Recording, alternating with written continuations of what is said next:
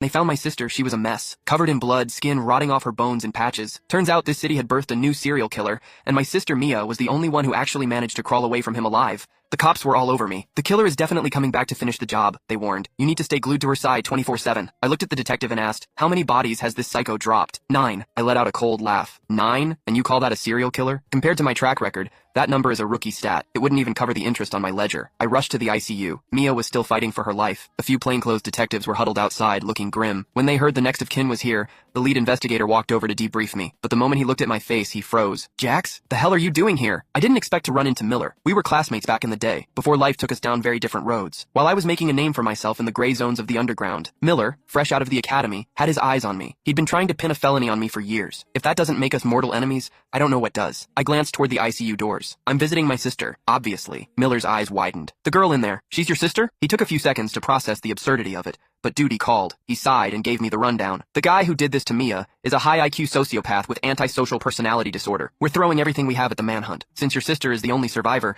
we're betting he's coming back to tie up loose ends. We'll have units posted here day and night, but you family members need to stay vigilant. I nodded, genuinely curious. So, bodies? How many? 9. 9, I smirked. That's it? That's what passes for a maniac these days? Detective Miller's face darkened. He grabbed my arm and pulled me aside. Jax, listen to me. Your sister was brutalized, I get it. I understand you're pissed. But you need to cooperate with the NYPD. Do not go rogue. Do not give me more paperwork. I stared at him, calm as still water. My sister is lying in there looking like raw meat. Before Miller could respond, his radio crackled. Captain, we got a situation on the 3rd floor. Violent riot. You need to come down here now. Anyone hurt? Everyone's hurt, but not the medical staff. Some random civilian stepped up and beat the living hell out of the rioters. Blocked them in the stairwell. 20 guys, Captain. All of them are laid out. The stairwell looks like a slaughterhouse. What? All right, on my way. Miller hung up, and his eyes dropped to my hands. My knuckles were split, stained with dried blood. I shrugged casually. They were blocking the stairs. I needed to get through. Just taught them some manners. No need to thank me, Miller. Miller shook his head, muttering as he walked away. That killer messed with the wrong family. Poor bastard doesn't know what kind of trouble he's in. Mia survived, but after she woke up, she was broken. She was terrified of everyone, flinching at shadows. The cops couldn't get a damn thing out of her about the killer. On the way to the hospital, I grabbed some cinnamon rolls from that bakery she loved as a kid. Truth is, Mia and I aren't exactly close. Same dad, different moms. My mom died early and nobody gave a damn about me. I learned to throw a punch before I learned to read. Growing up,